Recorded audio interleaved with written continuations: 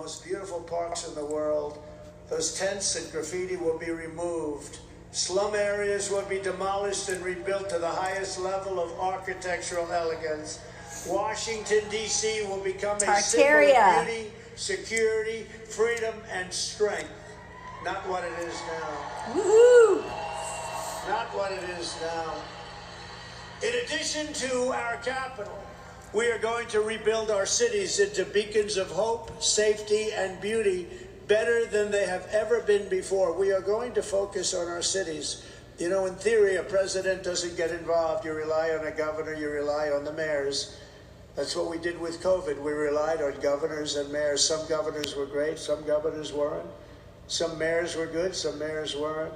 But that's what you're supposed to do. When it comes to crime, we're going to get very much involved, because I watched and I stood by and I watched Minneapolis, I watched Portland, I watched so many different places just burn, violently burn. And I saved Minneapolis because we sent in the National Guard, even though I wasn't supposed to. It's supposed to be a governor thing, not a presidential thing, but we saved it. It was burning down. I remember CNN standing there, and the anchor was saying, "This is not a big problem. This is a very peaceful demonstration." Do you remember? Yeah. And behind him, the whole skyline of the city was on fire, right? Yep. Did you see that? Just like Atlanta. And I saw that, and I sent them in, and we stopped it. You wouldn't even have that city right now. It will be the greatest investment ever made in these cities, and we will work closely with Democrat leaders. They are all run by Democrats, if you can believe it. But we'll work closely with the Democrat leaders of all these failing places to make sure that this rebuilding will be a lasting and compassionate one. It'll be a great rebuilding. Safety will again be restored so that our children can go out with their parents, mother and father, and play in the park without being beat up, molested, or shot. Thank you. Peace and security.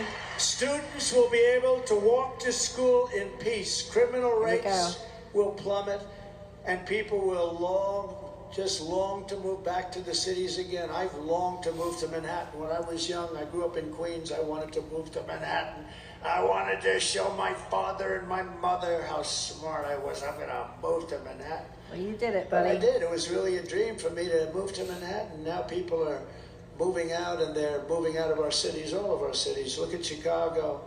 Look at Los Angeles. Look at San Francisco, one of the greatest cities in the world 15 years ago. Look at what's going on. We're going to make those cities great again. You know, we came up with a plan. We were going to build new cities. And I thought that was good. I like the idea. A very conservative plan, by the way. They put it forward. And I like the idea. We talked about it for a while. And then I realized, why would we want to build 10 new great cities when we have, our cities are all in trouble because they've been so badly run? I said, I'd rather rebuild our existing cities, and we can worry about the new cities at a later date. Does that make sense? Yes, sir. So we're going to rebuild our cities, and we're going to make them safe. We're going to make them safe. We're going to rebuild our capital. We're going to take it. We're going to run it through the federal government, and it's going to be properly run.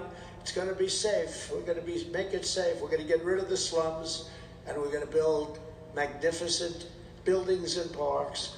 We're also going to stand up to the radical left communists, Marxists, fascists, and frauds who have taken over our universities. They've taken over our schools. Yep.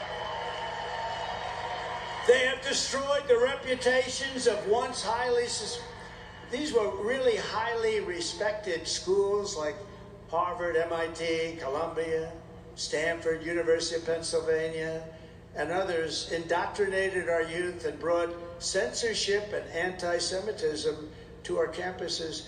And did you hear those dumb people in Congress the other day?